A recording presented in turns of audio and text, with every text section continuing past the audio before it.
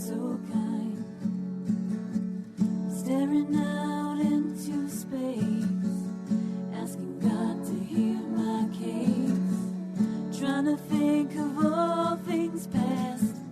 How long will my memory last? The purple angel, purple angel, purple angel, you're next to me. Well, hello, everyone, and welcome to Alzheimer's Speaks Radio. I'm Lori La Bey, the host and founder of Alzheimer's Speaks. Today, we've got a fantastic show set up for you. But before we get into that, we always get new listeners, and so I like to share a little bit about Alzheimer's Speaks, who we are and what we do. Bottom line, Alzheimer's Speaks was created due to my own mother living with the disease for 30 years. And so we are an advocacy-based company providing multiple platforms to help shift our dementia care culture around the world from crisis to comfort. And we're also considered a media outlet by many just because of the different platforms that we use. We truly believe that by joining forces and sharing knowledge and just having these everyday conversations about dementia, we're going to be able to help remove stigma and raise awareness and give people hope, which they so badly need. At our core, we also believe that collaboration is the only way we're going to win this battle against dementia. And I know that that's working. And it's only working because of each and every one of you. You see, your likes, your clicks, and your shares with all of our resources, not only the radio show, but our Dementia Chats webinars where I interview people with dementia, our blog, our resource directory, our YouTube channel, all of the different mediums that we have. When you share those with your spheres, if it's your Twitter tribe, if it's your Facebook friends, if it's your Pinterest peeps, if it's your LinkedIn colleagues, you are pushing information and knowledge out there for people to grab. And there's so many people dealing with this disease who really kind of haven't come out of the closet. Maybe they're still in denial. Maybe they're not ready to grab that information. But the more we see information that we're in need of, the easier it is for us to grab and feel like it's part of the norm. And so for that, I want to thank you because you got us recognized by Maria Shriver as a architect of change, and Dr. Oz in Share Care recognized us as the #1 influencer online for Alzheimer's disease. And again, that is not something we take lightly. We definitely share with all of you because we by far did not do that alone. I also like to let our listeners know that, maybe, just maybe, you'll be our next guest. We love to interview everybody on the show. So if you're living with the disease or if you're having some symptoms, if you're caring for somebody, maybe you have a business, a product, or a tool that you'd like to share. Maybe you're a researcher, a doctor. Maybe you're an advocate. Maybe you're just somebody who has some ideas on how things need to change about our dementia care culture. We would love to talk with you. So please reach out to me. Just go to alzheimersspeaks.com, and on our homepage, there's a great big contact us button. And, shoot me an email, give me a call, tweet me on Twitter, and let's go ahead and connect. Or you can always find me on Facebook, too. We have a cruise that we're doing this November. We are very excited about going to the Caribbean. And no, we're not going to be chasing the hurricanes. Our ports may change, but we are still going to be going on the cruise. And we are very, very excited because this is more than just visiting ports. We are going to be developing friendships and I think a level of camaraderie that people are really missing. And we have a fantastic team to support those that are going on this cruise. It is developed for people with dementia as well as their loved ones or care partners, which may be family or friends or could be professional.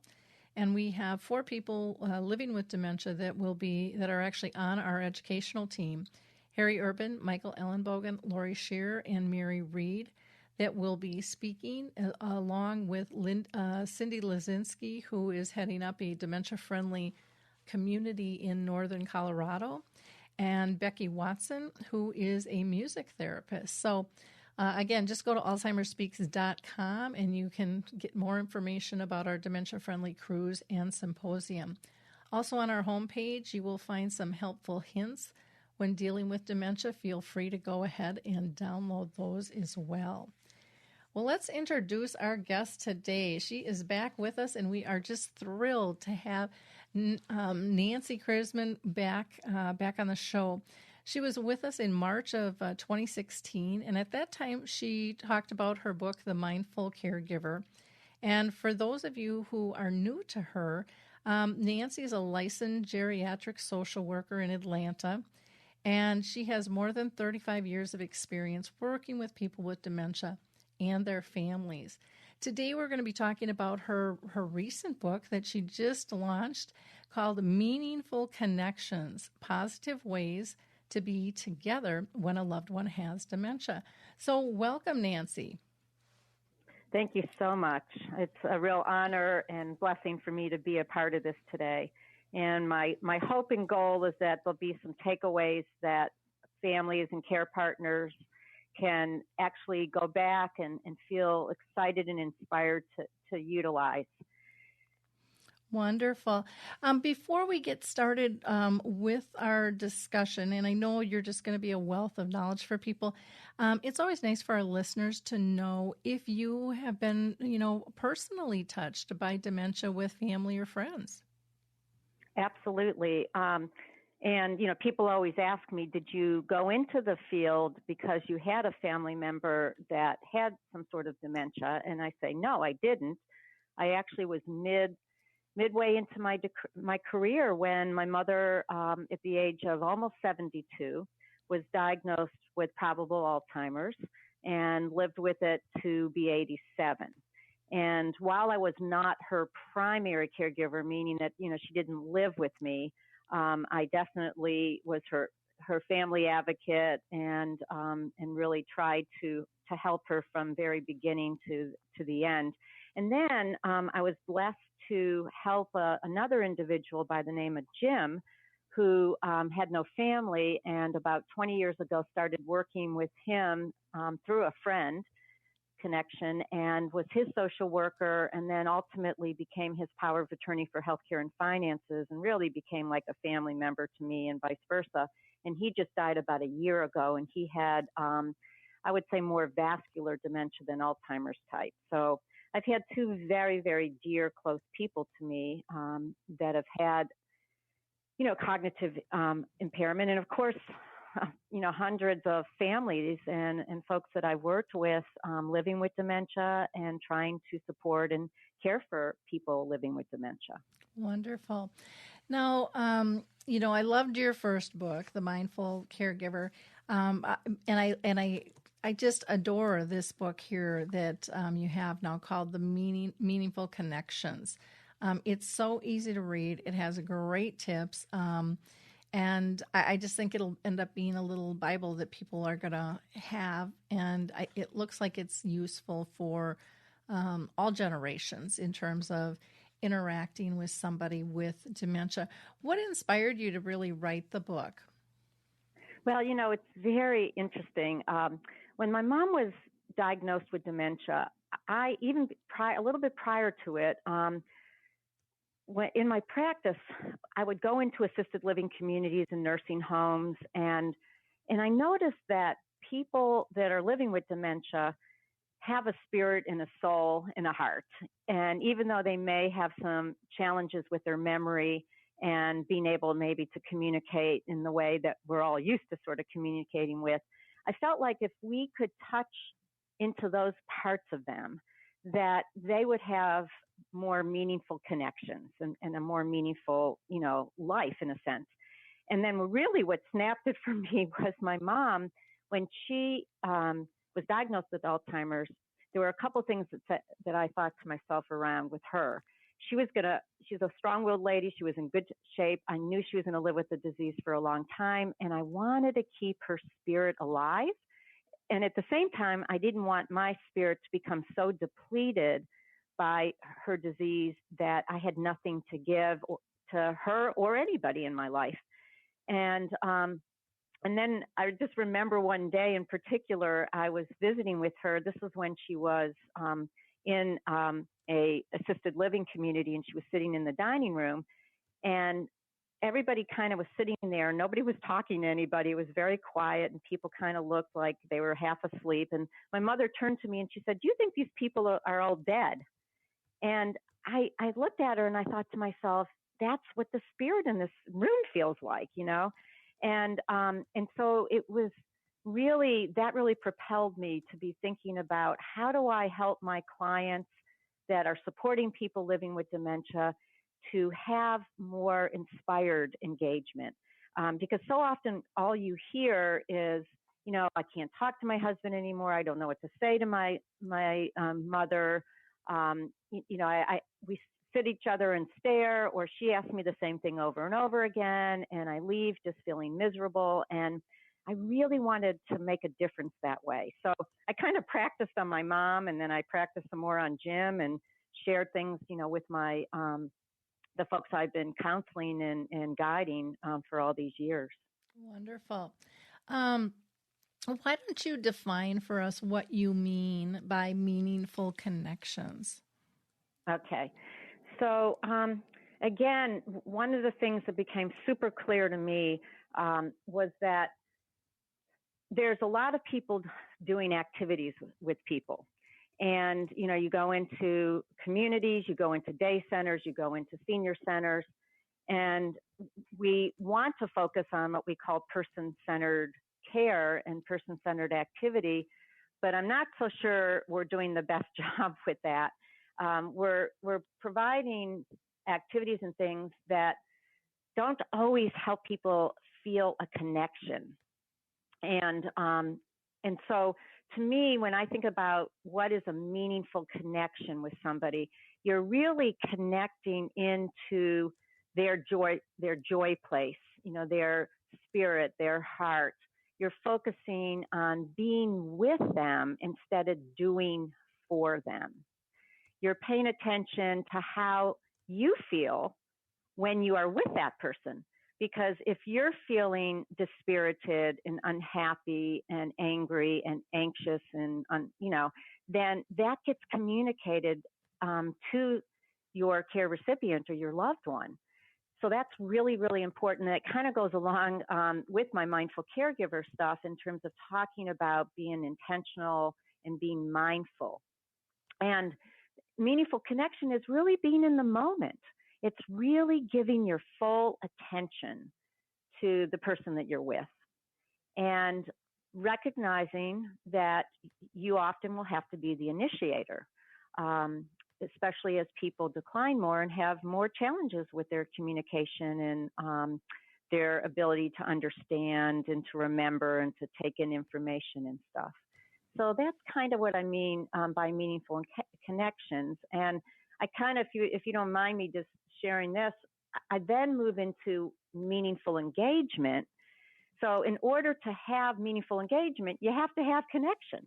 Yep. And which is why I kind of don't like thinking about it as only person-centered care, because to me, it's really relationship-centered care that it's so important when you're with somebody. I mean, if you think about yourself, I mean, part of what we love about life is sharing and connecting and being with. And so meaningful engagement, if you play a game with somebody, but you don't have a connection to that person, if you're not really with that person and you're just sort of doing for, then it's not a meaningful connection or a meaningful engagement. Yep. And then I also think that meaningful engagement really does depend on you. I mean, that was the big takeaway for me with my mom, that as her illness, and that's what I really tried to give guidance to families in this book, is that as a person declines, which they will, we have to learn how to adjust the way we connect and the way we engage.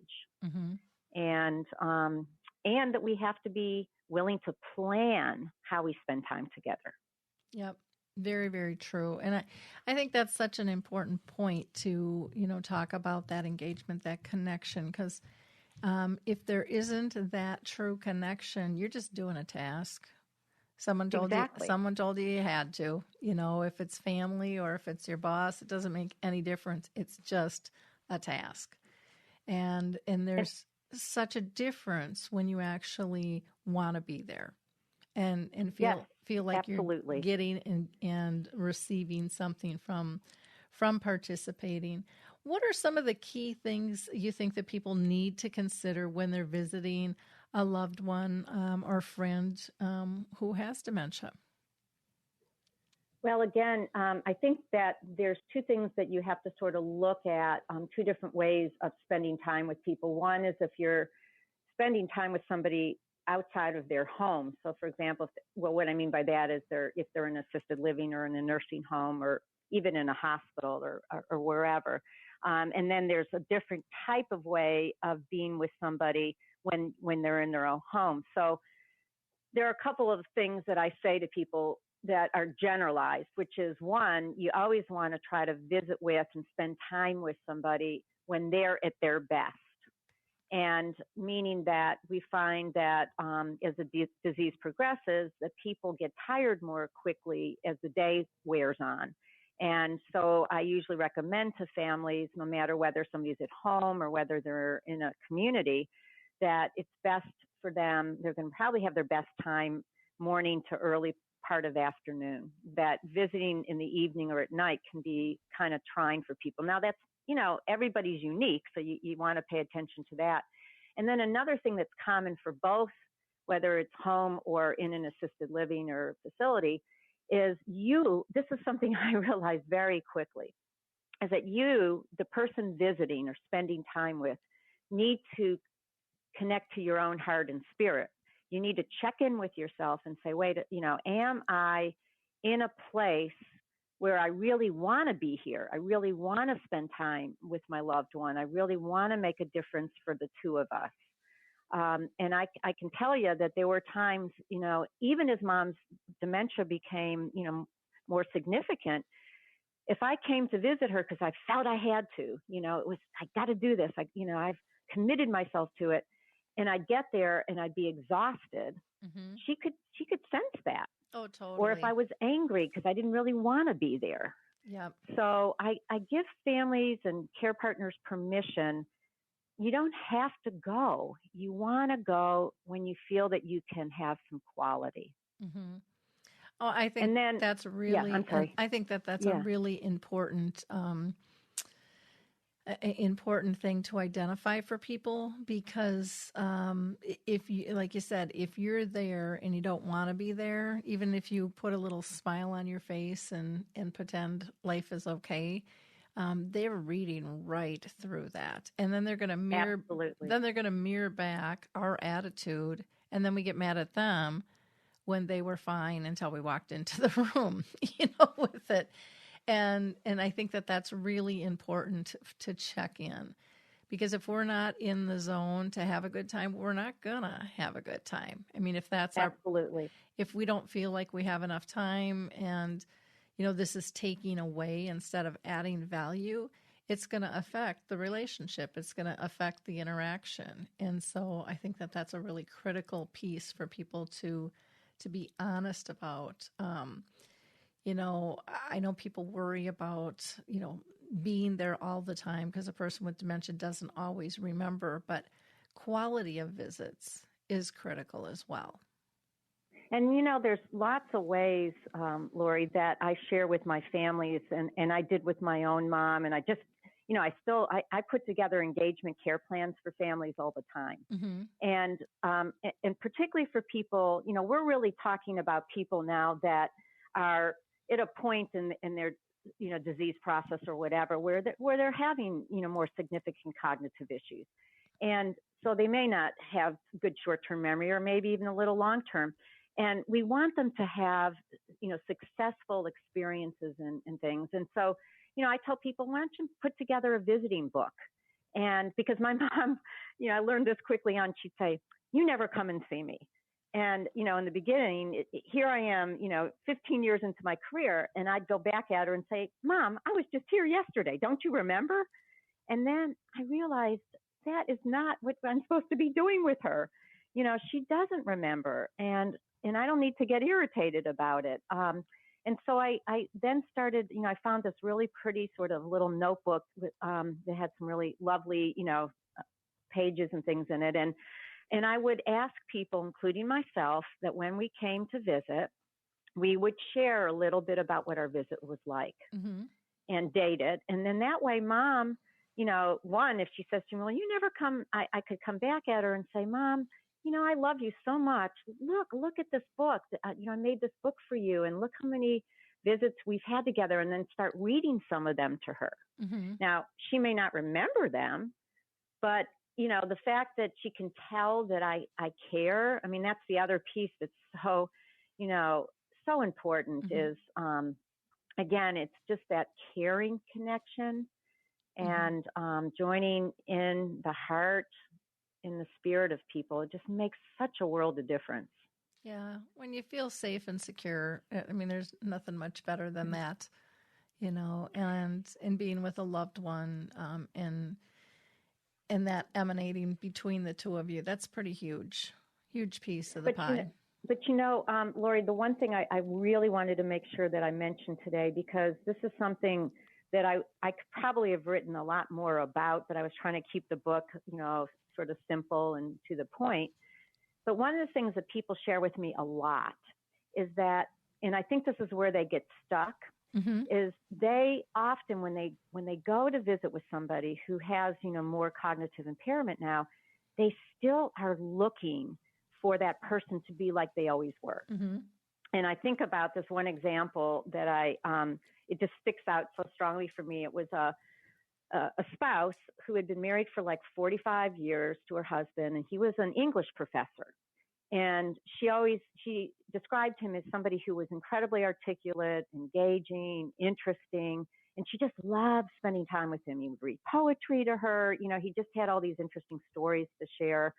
And now she goes and visits him, and he's in a memory care, and she doesn't know what to do. She doesn't know how to be with him, and she leaves feeling so depressed, and she doesn't know how to connect. And so I realized that there were two things that she needed to sort of have some support around. One was just the grieving process of recognizing that his condition has changed the way he's able to present himself like he used to, and that's called anticipatory grieving. And she needs to give herself some time and space for that. But then I wanted her to say, let's look at seeing how we can adjust and find new ways to connect to your husband, and, ways to maybe celebrate his accomplishments and talk to him about the things that the two of you used to enjoy, and maybe read to him. And when I gave her those ideas and also helped her understand, the grieving piece of this, because I think what was happening was she was continually frustrated. And again, she was trying to put him in a place that he couldn't be anymore. Yeah. Yeah. I totally understand that one. And I think you're right. I think that's a very common struggle for families. Very, very common struggles. Why don't you share with us some of the ideas that you discuss in your book to help people with engagement? Well, I think, again, I'm going to sort of sound like a broken record, but before I actually get into the ideas, which I'll get there in a second, I just want people to remember that you don't have to be perfect at this stuff. You don't have to be somebody that is super creative. I don't want caregivers to feel that I'm imposing things on them, and now they've got to take even more time to come up with these ideas. So what I tried to do for them, and it is in the sort of the largest chapter in the book, is to think about what I call activity categories. And these are the areas in which people can find ways to connect.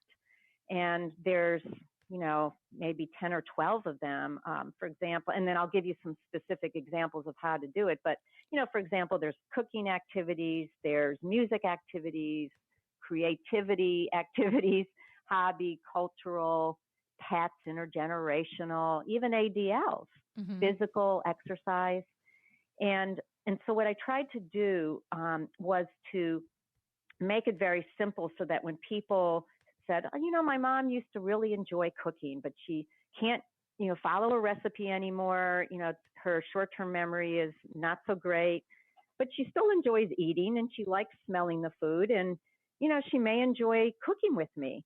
And so, for example, with my own mom, even though she lived in assisted living in a nursing home, I would bring a crock pot, an electric skillet, a waffle maker, a blender, and Mom and I, and of course you have to adapt the activity based on the amount of focus and attention somebody can give something. Mm-hmm. But even people who, are not able to focus very much, boy, they can smell that you're making chocolate chip cookies or you're making waffles on a waffle grill iron, and you can talk to them. I think sometimes we feel because people don't understand potentially that we should talk down to them, or we shouldn't really talk to them as if they do understand.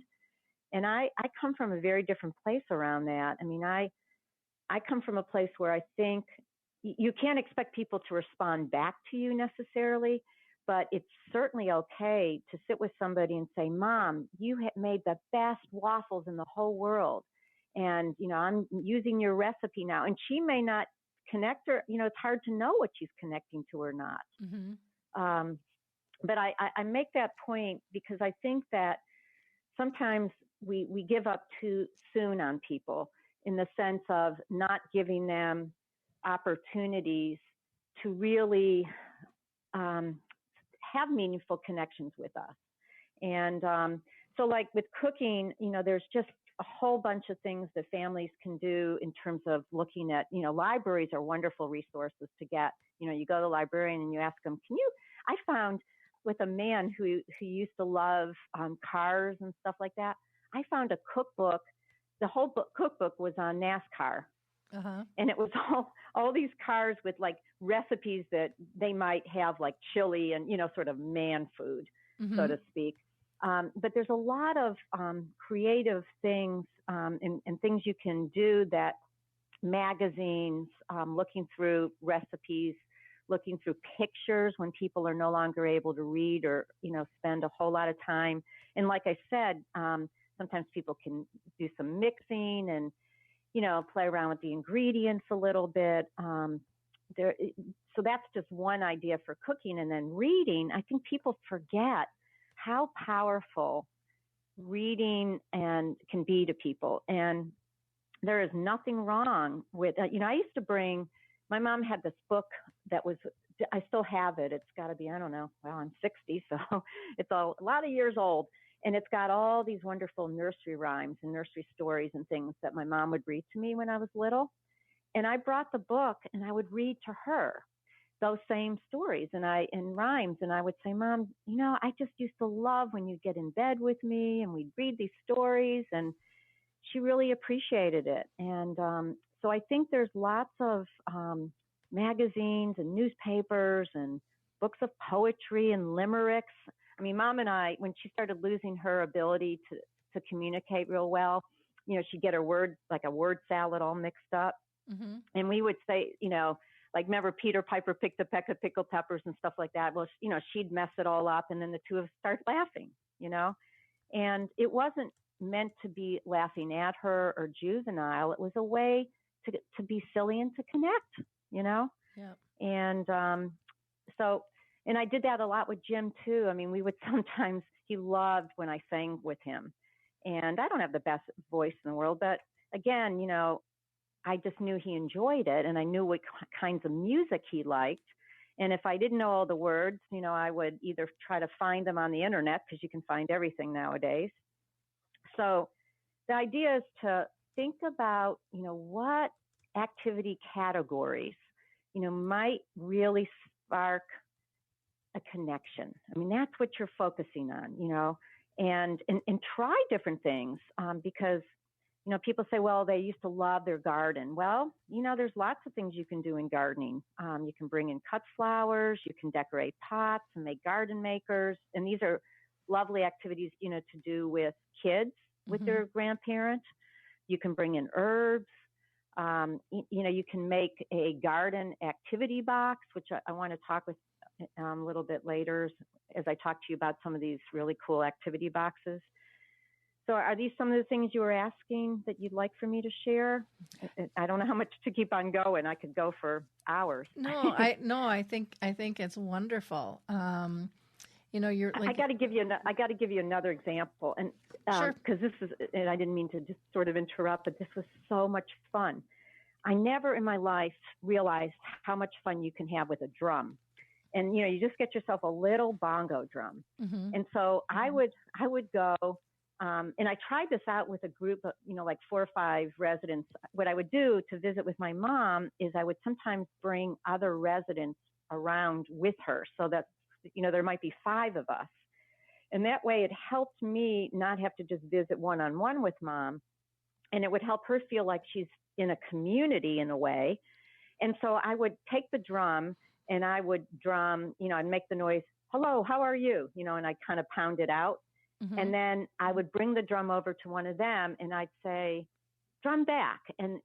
Or I'd take their hands if they maybe couldn't do it initially. And the smiles and the laughter, it was incredible.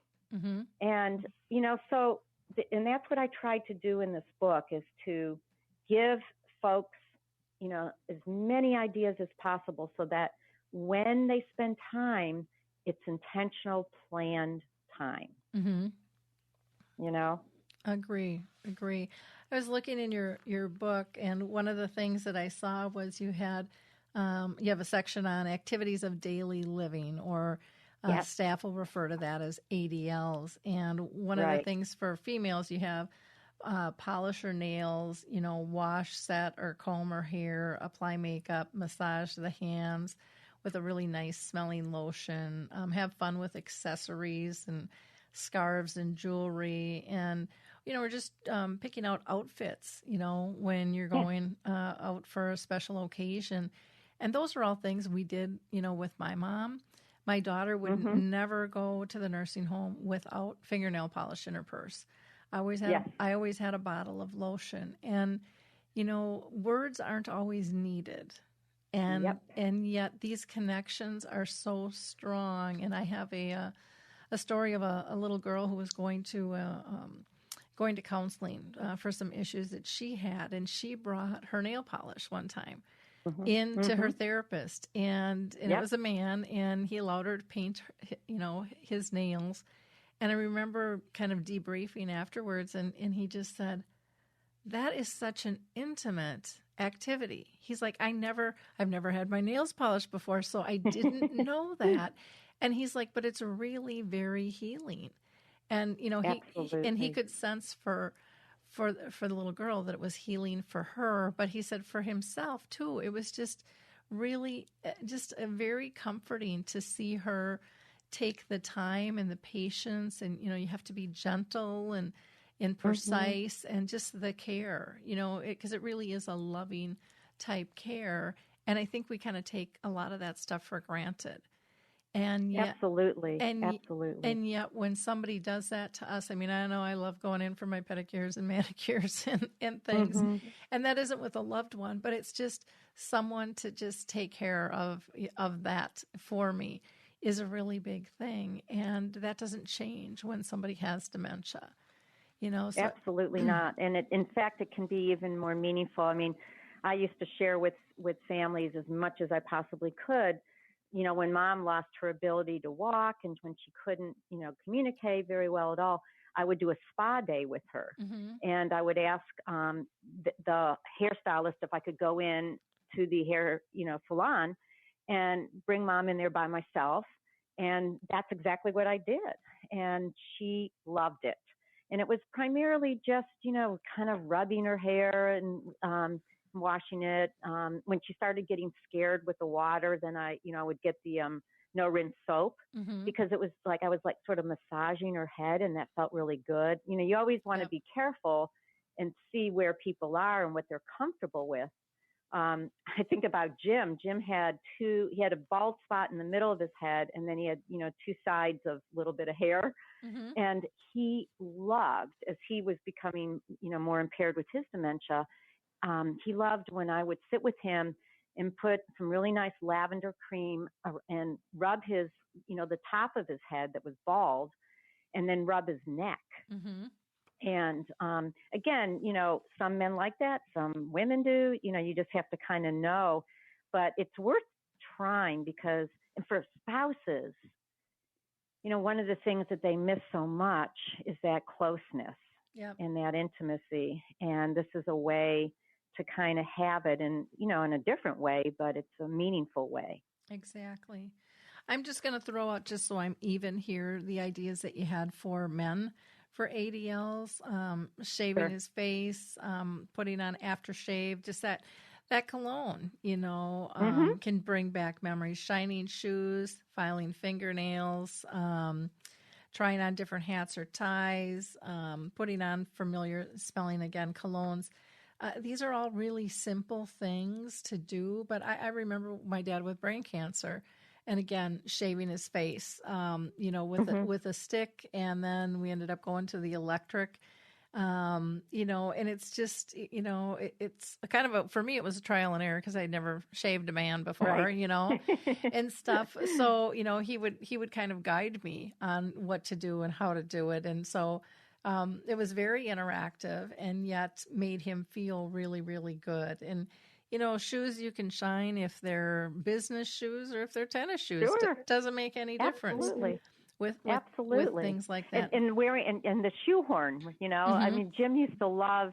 I looked everywhere to try to find a darn shoehorn and he was insistent on one of those shoe shine electric things. You plug it in, and I don't even know if people know what these are anymore. But do you know what I'm talking about? Yep. That had like the little buffers. And I actually found one at a garage sale and brought it to him, and he was like in heaven because that was something he really enjoyed doing for himself. And I don't know if he did it for his father when he was a kid. I mean, I remember shining my dad's shoes when I was a girl. Mm-hmm.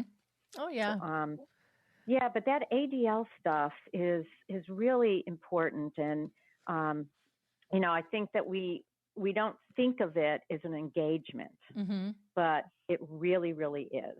Yeah. If you do it that way, Exactly. You also have a section, you've got a section here on physical activities and on hobbies and music and, like you said, cooking and reading and life profession. That doesn't end, and that's such a big part of who we are.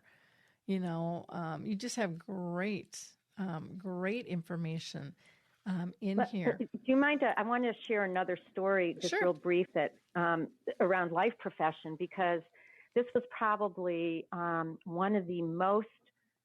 It was like such a sacred time with this gentleman that I was working with. He was a physician and very well known here in the Atlanta metro area, and his dementia, became more and more significant, and he went from independent, to assisted. And I was working with him and his family the whole time. Well, when he got into the nursing home, he still, absolutely remembered he was a doctor. And so, of course, we told the staff, that he had to be addressed that way. But one of the things that I did with him was I made him the unit director there, in the sense of he had his own chart. We brought in the white coat for him, the stethoscope around his neck, and he couldn't communicate at all verbally. But what was so incredible was how he still, rose to the occasion when it came to be. He actually grabbed somebody's chart by mistake, and he was able to still read. He couldn't speak, he couldn't verbalize, and he pointed to a medication that I think, the staff thought might not be the right medicine. He was just, people can hold on to stuff so long. And then at the very end, because I think this is another piece that I have in the book about end of life, visiting with people at the end of life. So he was in a jerry chair, like a lounge kind of chair, and I was still visiting with him. And my visits were no more than 15, 20 minutes generally, and I would play music or say prayers with him or something. Well, this particular day, I went and he was sound asleep. And I thought to myself, do I need to stay with him or not? His family's paying me, and, I kind of felt ethically a little funny about it. And then I said, I'm going to stay. So I sat with him, and I picked up his hands, just very gently.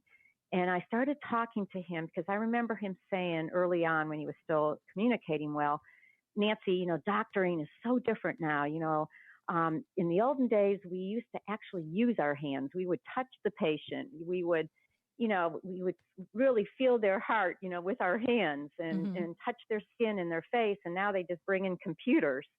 And so here he was, laying there very comfortable. And I started talking to him and saying to him very quietly, Dr. H, I just, your hands, they have touched so many patients over the years, and you've brought so much healing to them. And I just kind of repeated that almost like a mantra. And I did it for like 15, 20 minutes. He didn't wake up, and I gently rubbed his hands, but I felt like he might have heard me. And I really felt like it was a very powerful visit. Oh, for sure. For sure. Very, very interesting. Thank you for sharing that. You were going to tell us a little bit about the activity grab and go boxes too. Yes. So that came to me, and there are lots of, I've seen some activity books in which, because I read through as many as I could, that have something a little similar around this. The biggest difference with mine is that I was lucky enough to have this wonderfully talented school teacher that helped put some of these grab and go activity boxes together so I could show you some examples in the book.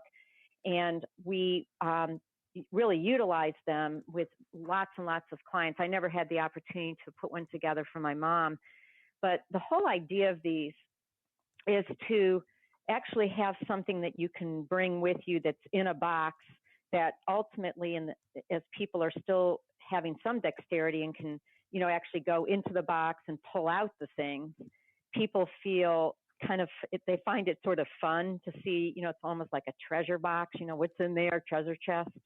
And so I give examples of, and these can be, these are very person-centered. I'd love to find somebody that could make these, sell them or something for families, but it's a great intergenerational activity because, like, let's say you have a grandparent who was a fisherman and he loved fishing. Well, you could have the kids could gather some of the sorts of things you could put into a fishing box, and you might actually have a real tackle box. And then they could rummage through, and of course you want to make sure there's nothing that could poke them, and like some of the lures and all that. And you could bring a fishing pole. There's you can get some fish that are sort of plastic, and you could even put a little child's pool, and they could fish, and that could even be fun. You can show pictures of past fishing trips, cut out pictures from fishing magazines. There's so many YouTubes now. There's on the iPad. So the idea with these boxes is that it becomes sort of fun, and it's a way of triggering memories and different senses. And like the baseball box was a big hit with this one lady that I was working with who was a big New York Mets fan, and she went to the game all the time, with her husband. And so when I'll tell you, I could not believe how excited she was when I brought a real mitt, and she put it in her hand and she pounded, on the mitt. And then I had a real ball so she could hold it. I wasn't going to throw that with her, but I had another softball.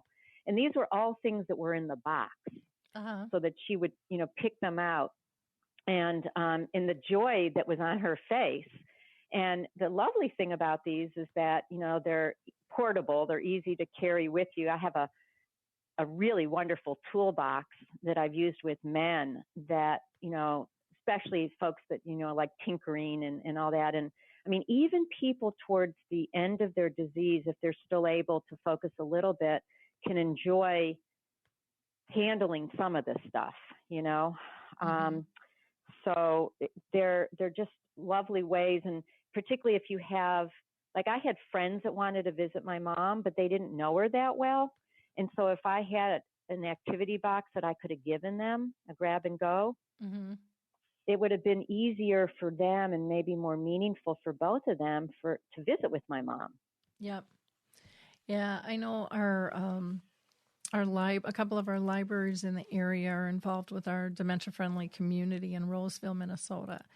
And so Shoreview and Roseville are now doing activity kits that people can sign up. And they don't have as many things as your boxes do, just for logistics purposes and things. But they have a piece to engage. They have an informational piece. They usually have either an audio or a video piece in there as well that people can keep. And yeah, I mean, it's and these boxes are also, again, I often say to families, when you can, particularly if you're visiting with somebody in a facility, the more you can maybe bring one other person around with your family member, so that you have, like 2 or 3 of you, it kind of takes the focus completely, so it's not just on the 2 of you. I did a seashore box, and this man was just in heaven. I mean, he loved feeling the sand in his hands. He just spent, at least an hour organizing all the different shells. Mm-hmm.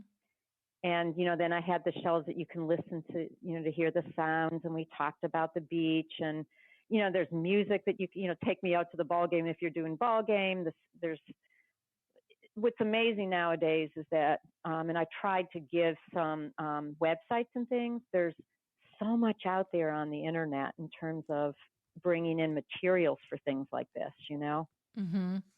Yeah, and it's sad that people don't know how much is actually available, for support. Yes. And that's kind of what I was hoping my book would be, is sort of a trigger that, to me, the things that I think I did a little differently in this book than I've seen in other activity books, because there are a number of them out there, is I tried to really focus on helping families figure out, as a person declines and loses a little bit more of their abilities, how do you adapt the activity? And if you noticed, Lori, I tried to do that, so that, I have that dementia abilities continuum. And because I'm always looking at, even though people lose stuff, what do they still have left? How can we, continue to reinforce the things they still have going for them, and include that in when, we're spending time. And so I tried in my book to take each of those categories and show somebody who's more abled, less abled, and unabled. Because even people unabled, like that doctor I shared, still able to appreciate spending some, feeling my presence near him. That's called a healing presence. And so I really tried to do that. And then the only other thing I really want to point out here that is, I will actually say, is a little bit missing in my book, if I were to do it again, is to spend a little bit more time with a section on how do you visit when somebody doesn't want you to be there. So for example, if you have somebody that is just not happy, they're on top of having their dementia, they're always agitated, they're restless, they're pacing, they can't stay focused, how do you spend meaningful time with them? And I think that there are ways to do that, but again, I noted with my own mom that, one, I had to evaluate whether she might have needed some medication that we had to do just to sort of calm her down just a little bit, And then I knew that it was important to go when there wasn't so much, when she was at her best, and the environment was a really important piece of it. If it was too distracting, too noisy, too hot, when people are showing these behavioral, we call them expressions, and I have it in the book a little, it's really because they're trying to express something they can't express, Yep. And I think that's another whole area that we could focus on sometime, is just, when people are saying, I want to go home, how do you work with folks around that? How do you try to help them feel more at ease? And I always say, I always would say to my mom when she said that to me, Mom, I love you so much. You made such a lovely home for me. And I would try to talk about home instead of focusing on she wants to go home, Yep. Now, I can't believe our hour is just flying by here.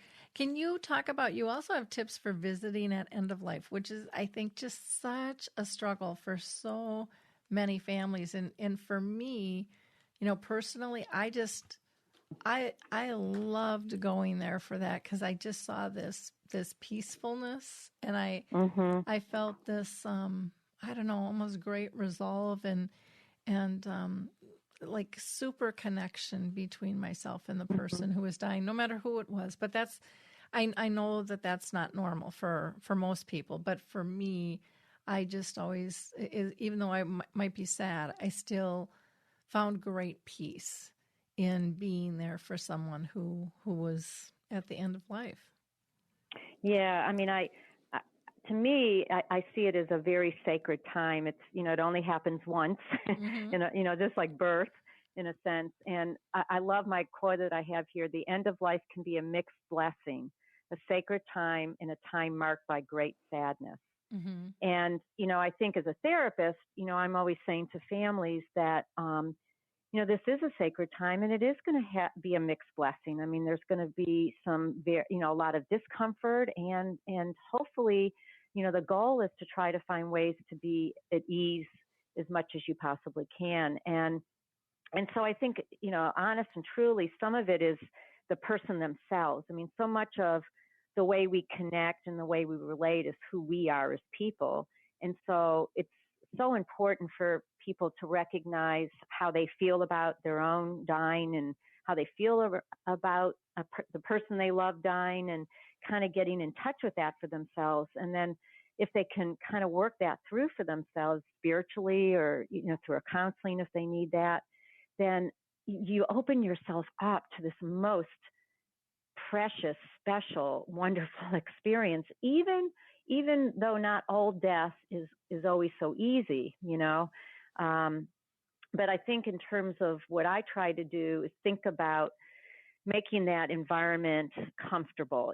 I want it to smell good. And so nowadays you can get these aromatherapy, and particularly lavender misters. They're wonderful. They're very soothing.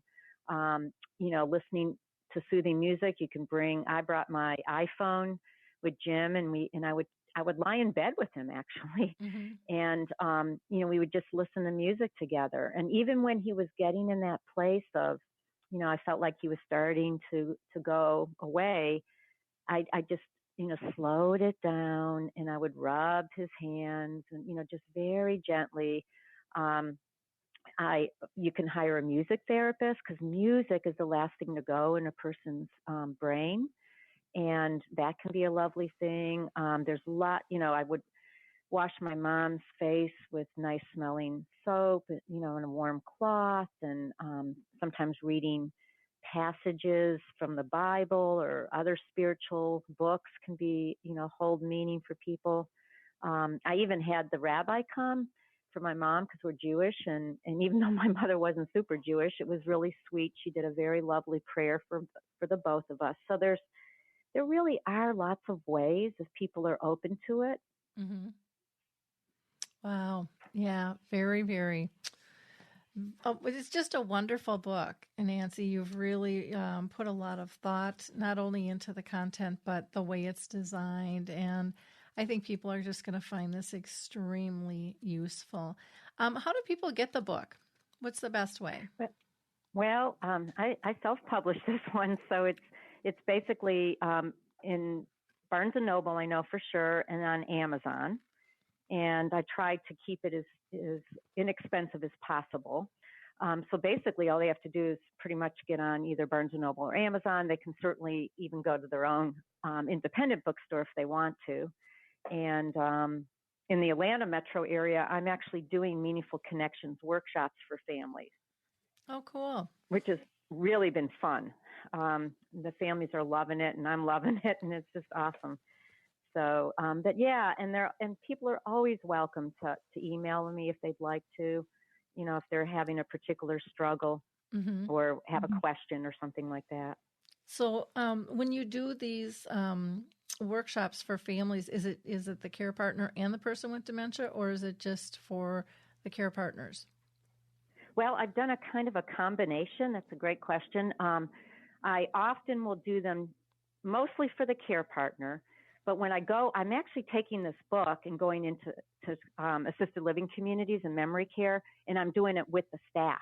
Okay. And I'm also bringing it into home care because I'm trying to, with home care in particular, when you got a one-on-one with somebody, you don't want them just sitting around. You want them to engage with the person. So that's how I've been utilizing it in terms of working with the residents or in the assisted living, or I haven't actually sat with care partners on a one-on-one, which would be a lovely thing for me to do too at some point. I'd like to do that.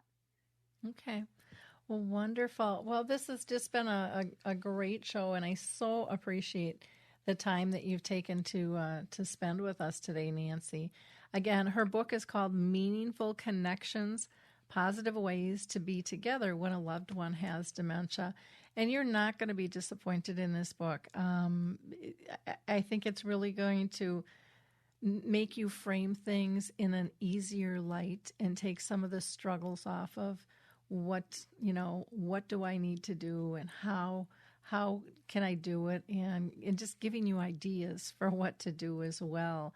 And I think you'll be surprised at what is an activity, because I think sometimes we get stuck with what our perception of an activity is. We think it has to be out of the norm and something special. Yes. And a lot of these are just everyday things that we do that we can do together. And yeah, that's so true. Yeah. Absolutely. Well, thank you so much, Nancy. And they can go to your website, geriatric counseling, or consulting services.com, geriatricconsultingservices.com. Is there any other information that you would like to give them?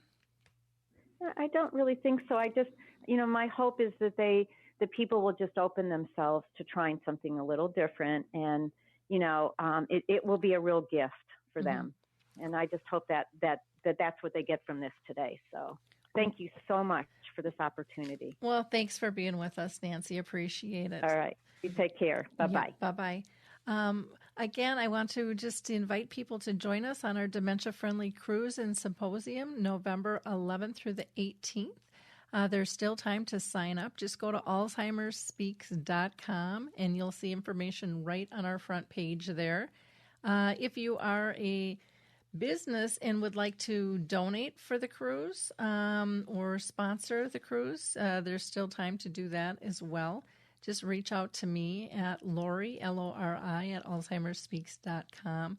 Some people are just donating different products and books for giveaways and things. I also want to just remind people that all of our shows are archived. So we've been doing this, 6-7 years now. So there's plenty to listen to. So feel free to go back and hear all the wonderful information that people around the world have shared. Our last Dementia Chats, which is an interview platform that's videoed where I interview people with dementia. We talked about the impact of humor and laughter when people are living with dementia. In fact, I got one activities director who wrote me and said, every activities department needs this for their training, just to be able to put things in perception. And I think it's really great for families and anybody who has a friend or a loved one or a coworker that they're dealing with. Things change, and you'll get some great insights. There is also on our blog a wonderful video that it interviews children, and they discuss having a parent or grandparent having dementia, which I think will be really touching. And then our friends at Alzheimer's Research and Prevention Foundation are putting on a brain longevity therapy training session that'll be October 19th through the 22nd, and you can find information on that. Last, I'm going to wrap up with just a shout out to some people who are sponsoring and the cruise. The Memory Cafe Directory with calendar cards and memory joggers. And then Trin Rose Seeley is donating a book of hers. Lola is donating a couple of art kits that we're very excited about. And then John Hopkins has donated quite a bit, quite a few books, the last edition of the 36-Hour Day, and also A Loving Approach to Dementia Care, as well as the Footprint ID company is going to be making some donations there too. So very excited about all of that. I hope you guys have a blessed week, and we'll talk soon.